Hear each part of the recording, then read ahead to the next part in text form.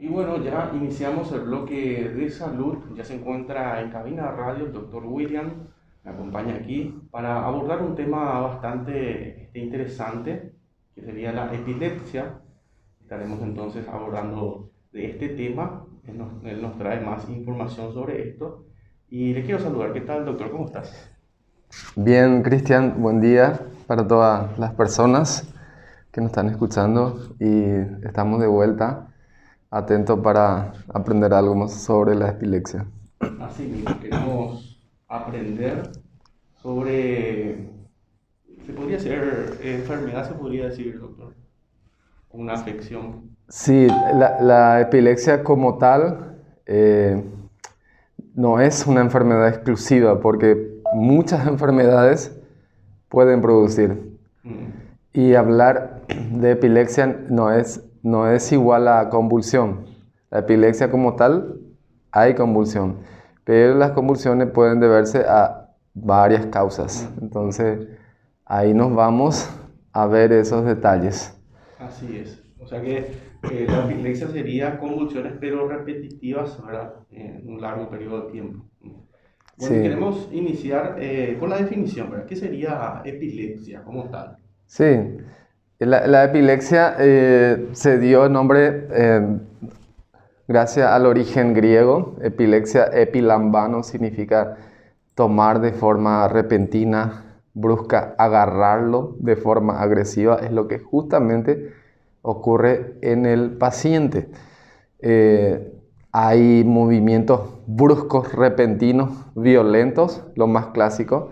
En una persona pierde la conciencia, es como un estado en el cual se le toma posesión por completo, por la Mm, cual desde antes se le llamaba la enfermedad sagrada, por demonios, posesión demoníaca o algún castigo divino. mm, Así empezaron a conceptualizarlo hasta que con los estudios se demostró que en la epilepsia nuestro organismo funciona todo acorde a nuestro cerebro, el así es. comandante de nuestro cuerpo, de nuestro movimiento, de nuestra habla, nuestro pensar, el Mm, tacto, el calor, el frío. Todo depende de nuestro sistema nervioso central a través de nuestro cerebro. Entonces, la ciencia demostró que cuando hay epilepsia hay una convulsión, simplemente hay una descarga eléctrica anormal en un grupo de neuronas, que son las células mm, de nuestro cerebro. Cuando hay esa descarga, empieza a dar órdenes agresivas a diferentes niveles, que pueden ser focales o generalizadas. Puede ser una parte del cuerpo o puede ser completamente con una pérdida del conocimiento. Entonces, tenemos que saber que nuestro organismo funciona a base de neuronas. Hay mm, sinapsia, hay conexión de neuronas entre neuronas a través de un circuito eléctrico. ya. Nosotros dependemos del sodio, calcio, glutamato, todos los neurotransmisores deben funcionar equilibradamente, constantemente y bien para que andemos perfectamente como personas. Pero cuando hay una sincronía eléctrica, hay una sincronización eléctrica masiva en el cerebro, eso repercute en el cuerpo, Mm, en la memoria, en los ojos, en la conciencia. Entonces la persona pierde su conciencia y empieza a convulsionar sí, de sí. una manera agresiva, ¿sí? Después vamos a ver los tipos. No siempre debe ocurrir así, Mm, pero es lo que clásicamente se le llama epilepsia, sí, ¿sí? sí. Entonces, como dijimos, convulsiones puede deberse a cualquier causa. Mm, y Tienen hay que que saber entender las causas. tienen que saber que una convulsión puede ser dada por una hipoglucemia, que es azúcar bajo en sangre. Puede deberse a un alcoholismo, una intoxicación masiva por alcohol, algún trastorno hidroelectrolítico, puede dar convulsiones, el sodio alto, sodio bajo, puede dar convulsiones a la persona. Mm, Eh, entonces, cuando hay otras causas, generalmente cuando se habla de epilepsia hay una causa neurológica, hay una causa cerebral. Hay órganos dañados. Entonces ahí es más, ya estamos entrando en la parte de epilepsia. Cuando hay un funcionamiento anormal de nuestro cerebro y da epilepsia, da convulsiones, entonces podríamos estar hablando de una epilepsia. Entonces ahí encontramos que, por ejemplo, un traumatismo craneoencefálico donde se produce una hemorragia a nivel cerebral puede producir epilepsia, ¿sí? Los tumores cerebrales también. Cualquier tipo de tumor cerebral puede inducir una descarga eléctrica anormal y ser causa de epilepsia, ¿sí? Hay muchas otras enfermedades secundarias que podrían producir epilepsia. Los niños, cuando sufren hipoxia por un trastorno prenatal o durante el parto, podrían dañar su cerebro y a la larga producir una epilepsia. ¿Qué ¿Sí? sería hipoxia en los niños? Hipoxia es cuando falta el oxígeno, disminución del oxígeno en la sangre y como consecuencia trae muerte de las neuronas y daño cerebral y por ende una epilepsia. Entonces hay causas y causas. Por ejemplo, los niños son más frecuentes de eso, pero a partir de los 60 años es mucho más frecuente las causas orgánicas. Por ejemplo, los ACV. Los ACV son causantes de epilepsia en los mayores, en las personas mayores. Donde se produce un infarto cerebral es causa de epilepsia. ¿Sí? Ahí está. Entonces, estábamos hablando que tenemos que definir, hay tipos. Hay tipos de epilepsias. Hablamos un poquito que puede ser focal, o parcial o generalizada. Focal es cuando, por ejemplo, un tumor a nivel frontal está produciendo una excitación eléctrica y produce epilepsia. Y los síntomas podría deberse a esa causa. O sea, si nosotros, por ejemplo, nuestros lóbulos hacen en realidad ciertas funciones como movimiento, entonces dañaría esa parte, o sea, produciría los síntomas anormales en los movimientos. Y cuando es generalizada es cuando agarra por completo el cerebro y hay una explosión eléctrica y por ende la persona sufre esas convulsiones tónico-clónicas, le llamamos, cuando hay contracción, relajación al mismo tiempo y es brusco los movimientos. Entonces, están los parciales que también se hacen generalizadas. O sea que empieza por un foco, pero terminan con una convulsión masiva enseguida otra vez. Entonces, dos tipos, puede ser focal, que es parcial, o generalizada. Generalizada sería el que se suele ver cuando la persona cae al piso, empieza a temblar y no puede reaccionar, o sea que pierde también la conciencia. Así mismo. En los síntomas hay un movimiento brusco de las piernas, las manos, la vista, la conciencia. Sí. Puede haber relajación de esfínteres, o sea, la persona se orina. Y generalmente esto, si se trata de epilepsia, dura segundos o minutos. Muy raros casos duran más de 5 minutos. Si ocurriera, es una emergencia. Entonces ahí le llamamos estatus epiléptico cuando la convulsión tónico-clónica generalizada es duradero y podría durar hasta 30 minutos. Estamos hablando de estatus epiléptico, es una emergencia donde se tiene que derivar sí o sí al hospital para hacerle el tratamiento correspondiente a la persona. En ese caso es grave.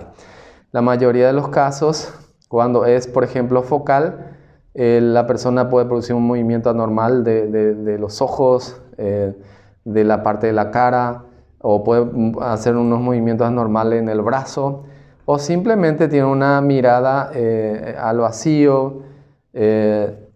Podrían producir esos síntomas que a veces se nos escapa, pero se está tratando de una epilepsia. Entonces también es importante. Tanto las parciales generalizadas, así como le dije, dura poco, no es grave en el sentido que se va a morir. Después vamos a hablar de qué podría hacer una persona cuando ve convulsionar a cierta persona para que no se desesperen. La mayoría de las veces duran segundos y hay ciertos cuidados que hay que tener. Sí. Queremos hablar también sobre los síntomas o cuadro clínico, ¿verdad? Como toda afección tiene también sus síntomas. En los clásicos, como hemos hablado de la generalizada, generalmente se presentan con áureas, son avisos, síntomas, son síntomas previos al ataque generalizado y el paciente puede saber en qué momento va a convulsionar, a tener su crisis. Entonces, por ejemplo, tiene dolor de cabeza intenso, tiene náusea, vómito, desorientación. Eso le llamamos áurea y después de aquello viene la convulsión. La persona podría prepararse y presentar un evento paroxístico, como le llamamos en ese momento. Y si es la generalizada o si es la parcial que se vuelve generalizada, cae al piso, convulsiona de forma agresiva ciertos segundos y presenta eso. La persona cuando ya se despierta desorientada en espacio, en persona, por segundos. Puede tener taquicardia, náusea, mareo. Le llamamos estado posictal, pero minutos después vuelve a la normalidad la persona. Por eso es que hablamos desde el principio de un ataque brusco, masivo, repentino, donde hay posesión cerebral por completo, pero en minutos, segundos vuelve a la normalidad la persona. Entonces, una persona que sufre de epilepsia, cuando va a tener las convulsiones, puede detectar esos síntomas. Tiene mareos, quiere vomitar, le duele la cabeza, ¿verdad? Entonces, hay personas que lastimosamente sufren de esto y ya se preparan, ¿verdad? Porque ya siente que va a venir una convulsión fuerte, ¿verdad? Sí, así mismo es. ¿Y los diagnósticos, doctor? ¿Cómo se puede diagnosticar esto? Sí, una vez que ya un paciente presenta estos síntomas, evidentemente que tiene que consultar, el médico le interroga con un familiar, nunca se puede ir solo para que los familiares puedan responder a las preguntas del médico. Un buen interrogatorio, un examen físico y se corrobora. La epilepsia de por sí, el diagnóstico es clínico, es hablando, examinando. Pero por supuesto hoy en día ya tenemos mucha tecnología neurológicos y entonces se empieza de lo básico, generalmente con estudio de sangre, orina, todo lo básico. Después nos vamos a un electroencefalograma para ver si hay excitación a nivel cerebral. Son estudios específicos neurológicos, ¿sí? Tenemos la tomografía axial computarizada de cráneo, ¿sí? Pero lo más fidedigno hasta hoy en día es la resonancia magnética nuclear, donde se puede ver con claridad una lesión focal, la causa, el foco de la convulsión, de la epilepsia, y se puede tomar decisiones neuroquirúrgicas importantísimas para el tratamiento definitivo. Entonces, gracias hoy en día con los seguros y también con el público ya contamos con este resonador, la resonancia magnética nuclear, para ver bien las partes neurológicas. Y mientras que la tomografía también nos sirve para ver ciertas condiciones patológicas. El electroencéfalo también sirve. Entonces, estos son los estudios complementarios para el neurólogo, para el neurocirujano, evaluar bien el diagnóstico y con el fin del tratamiento, porque hay tratamiento médico y también en algunos casos cuando el tratamiento no es exitoso, hay tratamiento quirúrgico dependiendo de la causa. Y si podemos entrar en esa parte, ¿verdad? de los tratamientos médicos que se tienen allí, ¿verdad? Como algunos recurren al medicamento, a las pastillas ya de por vida, ¿verdad? Y en algunos casos, dependiendo, tenemos que saber que la mayoría de las causas que hemos dicho son las causas etiológicas que se puede evidenciar. El 70% de los pacientes epilépticos no tienen, o sea, no se encuentra la causa, le llaman causas desconocidas. Entonces, la mayoría de las veces no se va a encontrar una causa evidente, como de todo lo que estábamos hablando. Entonces, de por sí, en esos casos, se diagnostica epilepsia y se trata. Sí, desde la dieta, desde el ejercicio y los medicamentos farmacológicos justamente para epilepsia. Se le llama fármacos antiepilépticos o anticonvulsivantes, que en realidad no es para la curación, pero disminuye las crisis epilépticas. Una persona, si está bien diagnosticado, bien tratado, puede vivir sin convulsiones. Entonces, por eso es importante cuando hay un diagnóstico no tratarlo como una persona endemoniada, una persona que merece el castigo o que habrá cometido. No, hay que llevar al médico, al especialista, para que le pueda diagnosticar y tratar, porque hay muchos medicamentos neurológicos, muchas opciones para iniciar el tratamiento. Generalmente se empieza con una pastilla y de acuerdo a la evolución se va viendo, pero después le llamamos monoterapia, cuando si no funciona, si es un poco refractaria, se le suma otros medicamentos. Así va tratándose la persona hasta que se pueda compensar. ¿Sí? Pero en sí no tiene cura la epilepsia, doctor. Y la epilepsia como tal no tiene cura, excepto algunos casos, como he dicho, hay algunas causas focales directos, algunos tipos de tumores a nivel cerebral. Sí. Se opera, se extrae y la persona no tiene más síntomas. Y al no tener más síntomas no toma más su medicamento. Pero la epilepsia como tal, como la frecuencia de causas no desconocidas es más frecuente, no hay causa directa y se debe tratar de por vida. Sí. Pero se sigue diciendo que la epilepsia no se cura, se trata, se mantiene. En medicina es muy difícil hablar de curación, porque curación es eliminar totalmente una causa y que no aparezca más ningún signo de la enfermedad. Es bien difícil. En medicina se trata, se mantiene, se estabiliza. Una diabetes mellitus se estabiliza, no se cura, pero cuando se estabiliza, la persona puede vivir estable, normal, sin complicaciones a largo tiempo. Por eso es importante el buen manejo. Entonces, mencionaste, doctor, en los tratamientos, importante la dieta, también el ejercicio físico y, por último, los medicamentos, ¿verdad? Así es. Una persona epiléptica es una persona normal. Con ese diagnóstico puede ejercer cualquier tipo de profesión, siempre y cuando se trata bien, se mantiene estable, sin problema, puede convivir con las personas, hacer ciertas tareas, profesiones, oficios, sin problema. Así es. Aquí tengo datos y cifras de la Organización Mundial de la Salud.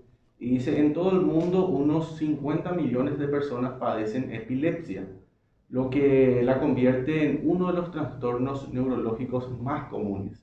Cerca del 80% de los pacientes viven en países de ingresos bajos y medianos. Se estima que el 70% de las personas con epilepsia podrían vivir sin convulsiones, dice, si se diagnosticaran y trataran adecuadamente.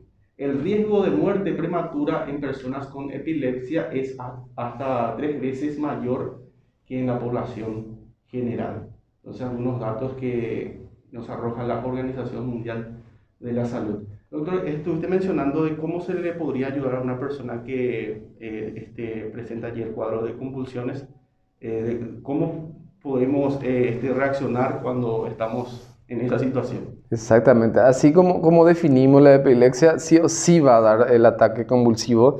en ese momento y generalmente nos desesperamos tratar de compensar al paciente y hacemos muchas veces lo que no tenemos que hacer. No se le puede poner absolutamente nada en la boca porque va a destrozar, como dijimos, son movimientos normales, bruscos, espasmódicos, violentos, puede reventar todo. Si se le pone la mano adentro de la boca para que él supuestamente no trague su lengua, te va a reventar los dedos, lo más probable. No se va a tragar la lengua, ni tampoco se va a asfixiar porque está presentando una convulsión en ese momento. No se hace nada de eso, no se le da agua, simplemente lo que tampoco se inhiben los movimientos explosivos de la persona, sino simplemente se le puede colocar en un lugar no peligroso donde no se golpee la cabeza, no tenga un traumatismo a consecuencia de eso, cráneoencefálico. Debemos de más o menos hiperextender la cabeza un poquito así para que pueda ventilarse mejor. En ese momento no hay oxigenación, son los minutos o segundos de convulsión, entonces después debemos de dejarle para que pueda ventilarse mejor. Mucho menos acudir muchas personas y obstruirle la ventilación. Entonces, dejarlo a que se recupere. Se va a recuperar minutos, segundos. Si en 5 minutos no se recupera, evidentemente estamos frente a un estatus. En ese momento, sí o sí hay que llamar al 911 o a CEME, ¿sí? Al 111, al 114, para que puedan venir a llevarle y referir al lugar de urgencia, ¿sí? Entonces, es importante tenerlo presente, que no tenga traumatismo, ¿sí? Cráneoencefálico, y dejarle en un lugar cómodo, poner una almohada debajo de su cuello para que no se golpee. Pero generalmente, así como he dicho, dura segundos. Entonces, si una vez que se recupera, si se conoce epiléptico, no pasa nada. Tiene tratamiento, obviamente en algún momento va a tener que volver con su neurólogo a ajustar, porque las drogas que se usan, un ejemplo, la carbamazepina, que se usa, se puede dosificar en la sangre. Y si está bien en la sangre o si está muy bajo. Si está muy bajo es señal de que el neurólogo tiene que alzar la dosis del medicamento. Entonces, por eso es importante el seguimiento con su neurólogo para que pueda elevar la dosis de su medicación. Por eso es importante. Si ocurriera una emergencia como un estatus epiléptico, evidentemente que sí hay que correr y llevar a la urgencia para que se pueda medicar, poner medicamentos intravenosos y evitar un estatus convulsivo que es muy grave.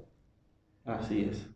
Entonces, de esta forma estuvimos abarcando sobre este tema de la epilepsia, donde el doctor nos dio la definición, así también las causas, hay tipos, ¿sí?, de epilepsia, síntomas, diagnóstico y tratamiento. Así es. Entonces, de esta forma cerramos este bloque de salud y nos encontraremos en un próximo bloque, ya sea el próximo viernes, si Dios así lo permite, con otro tema seguramente que será interesante con el Dr. Williams. Gracias, doctor, por tu compañía, Gracias, por tu aporte. Gracias a la audiencia que siempre está atenta al programa y al bloque de salud. Nos desconectamos del Facebook y continuamos en la app de la radio Marangato.